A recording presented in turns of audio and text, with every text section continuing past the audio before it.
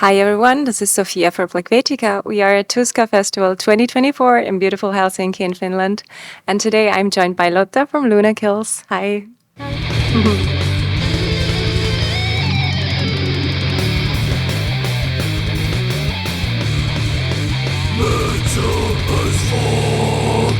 Thank you for taking the time today for this interview. How are you doing? Excited for the show? Yeah, really excited, and it's not so hot day as it was in Friday, so I'm really excited about that.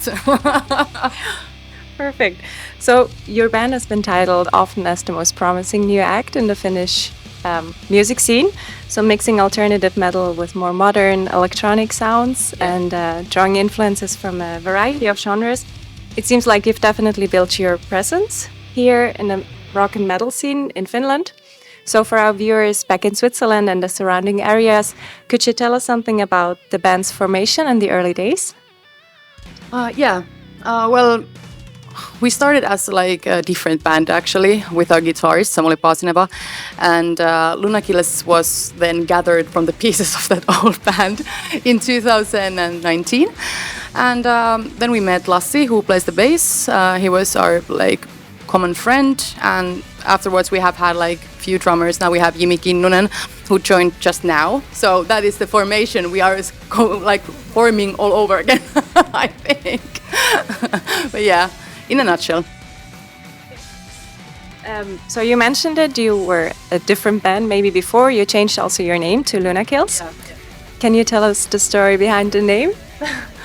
Lunakilles. Well, we are actually like sci-fi and movie and gaming fans, and Lunakilles was like a little bit of a joke because it's like moon and kills, and that comes from Star Wars, like Death Star.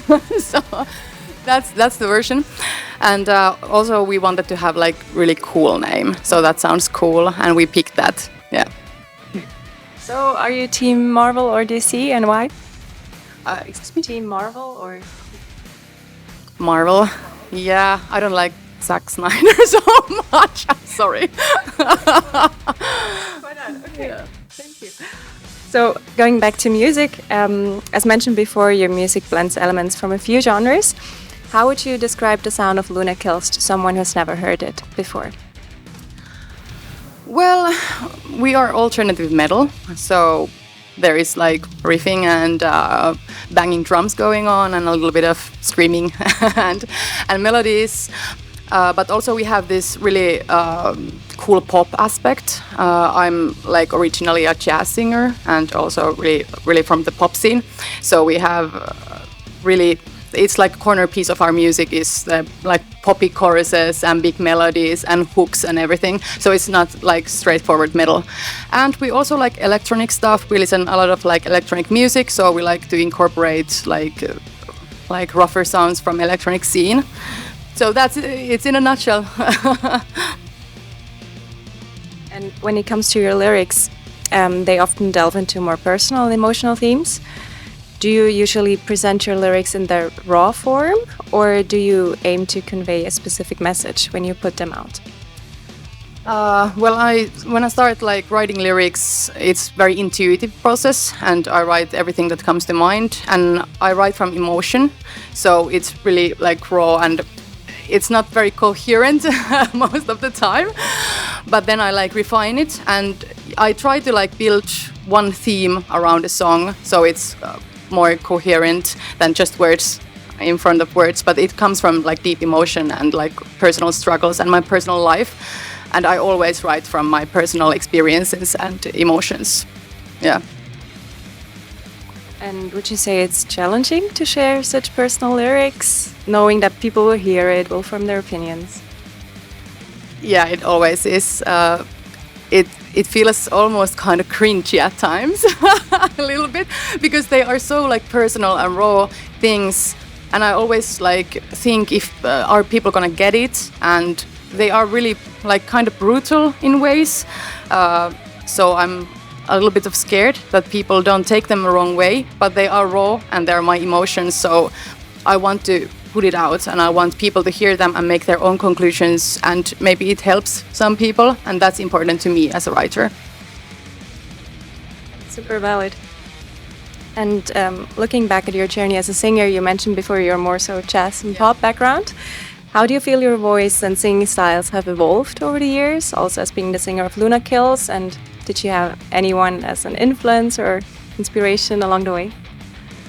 Well, when I started singing, like I mentioned, I liked jazz singers. Like, Frank Sinatra was like one of my sweethearts. It's a very generic answer, but it was, and Ella Fitzgerald and Nina Simone, for example, and Sarah Vaughan.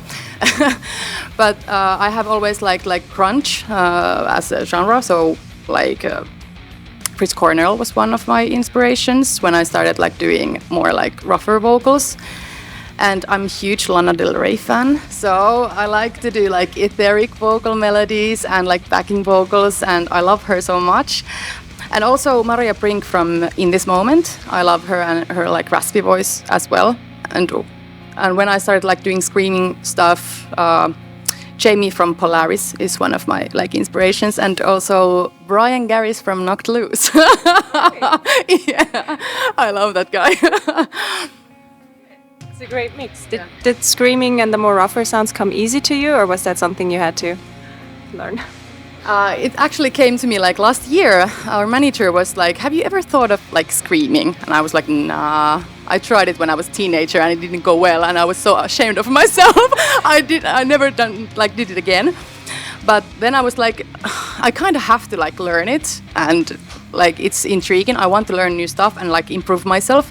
So I just put on YouTube and started rehearsing, and we had like studio coming up in 2 weeks, and that was the Deep Cuts was the song we were like recording, and I did the screams there first time ever. And so I have been like practicing my scream singing and everything for a year now. So it's completely new thing for me, and it is a challenge because I have a different kind of vocal technique. So I have to like really study what my like anatomical parts in my throat are doing and everything. So it is a challenge, but I love to be challenged. So. Oh, perfect. Yeah. Excited what comes next from you then. Who knows? Who knows? Okay, so Before the Satellites and Not to Be Bitter But It Helps, they have both been well received. How do you feel your music has progressed between these two records? A ton. They are really different genres, and the music we are writing now and performing is completely different, like from the both of the like albums. And we are definitely going into like more metal area in our music, and really like delving deep into the like more harder songwriting, I would say, because the first two albums are like really lighter in tone, and the first one is like rock and roll, mainly like 70s rock and roll like influenced, and the second one is more pop. So now we are going like to the deep end with our new stuff. So yeah. Sounds exciting. And are there any tracks on these albums or specific songs that hold a special place in your heart or have a special backstory? Well, the second album, Not to Be Bitter But It Helps, there is like obviously Liar Liar. I really like the song and it's cool, but there is this like ballad kind of track, Chaos Theory, that's like really emotional for me, and I love ballads for some reason.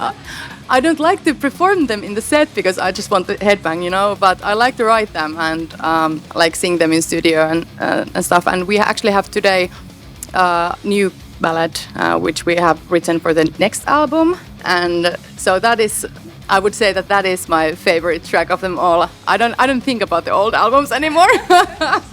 yeah, definitely. All right, sweet. Looking forward to that. And when you release songs, do you typically have a feeling about how it will be received, or is that a surprise anytime?